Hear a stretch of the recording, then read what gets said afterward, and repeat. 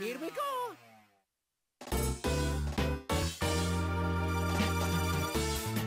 Hey guys, what's up? This is kaozbender here again for yet another video, and welcome back to the road to Mario Kart 8. Today with me I have...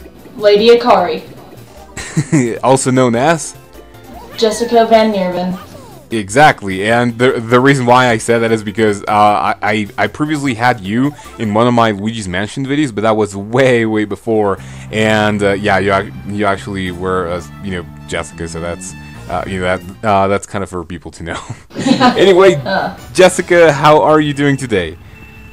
Well, I'm alright, considering it's Alaska. By the way, I'm just gonna say that every time we start recording, because that's kind of a staple in this thing, even though we record things in the same day. Yeah. Alright, so for the first episode of every Mario Kart, or the first episode of me co-commentating with someone else, I just asked them, this same question, which could be, well, it's not really gonna take the the whole episode, but just kind of to talk about Mario Kart in general. What was your first experience with Mario Kart games? Let's see. I believe it was the Game Boy Advance version. Mm-hmm. I didn't really realize, or well, rather, I forgot about it. I just remember that I always hated the Special Cup. Always.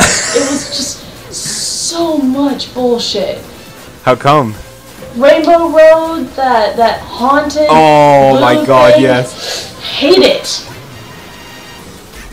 Oh, I almost fucking dodged the blue shell. Anyway, this is the one game in which I know how to dodge the blue shell, so that's kind of cool. Anyway, do you want to go in depth on why you hate that track so much? Well, it's the fact that they don't have any...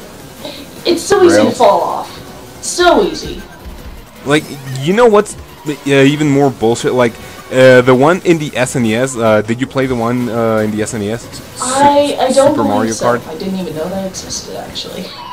Alright, so, this is a fun story. When, if you get to play the one for the SNES, which I really hope you don't, because it's basically the most bullshit Mario Kart game in existence. Like, you know how in Mario Kart Super Circuit, the Rainbow Road, you know how there's bumpy rails, basically they make you go off track because you kind of jump. Yeah. Yeah, well, in the SNES version, it's nothing like that. It's basically... It's nothing. If you have seen the Mario Kart 7 game, that thing, yeah. There is basically nothing. There is nothing to save you. However, in my personal opinion, I think the one for the Game Boy Advanced is a lot more bullshit, because you have these things that kind of bounce you off. I mean, we already saw that in those videos, not you or any of my co-commentators, because I haven't released these.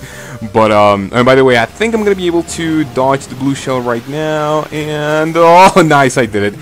Okay, so why is it bullshit? It is because you have these things that make you jump, right? And it's not even possible. If you are going really fast, which is the case for, I believe, above 100cc, going into those bumpy things is basically game over. I mean, you are going to fall no matter what. I mean, it's basically luck factor whether you fall or not. So that's, yeah, that I can understand why you're saying that's the most bullshit track in the entire game. Yeah, just...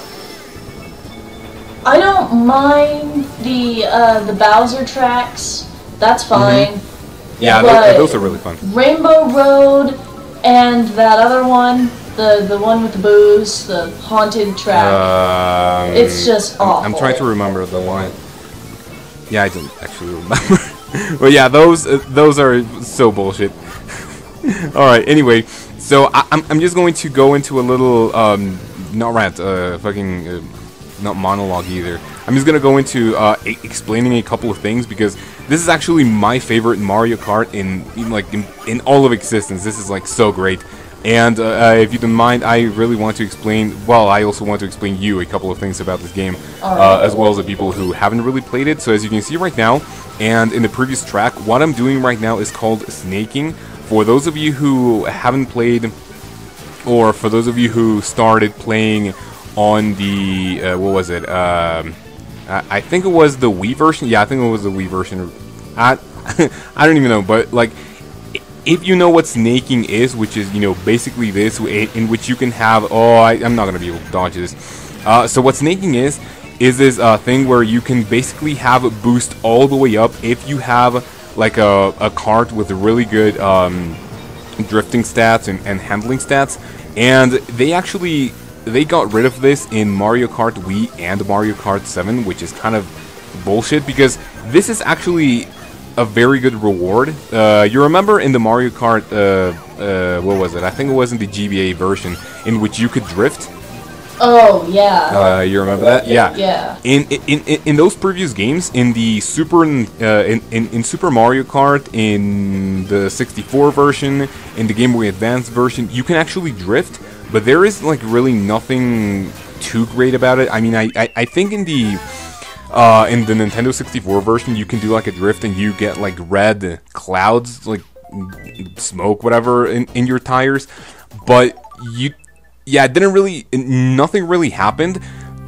And they actually changed that in this game. If you are actually seeing what I'm doing, this actually takes, well, it doesn't really take too much skill. I mean, you can easily do it, but you really have to get used to it, and it is one thing that actually wins games in multiplayer, which is actually so great. I mean, sorry that I'm actually talking a little bit too much in here, but you know, I am just really excited to start to start this game, because you know, it's basically my favorite one.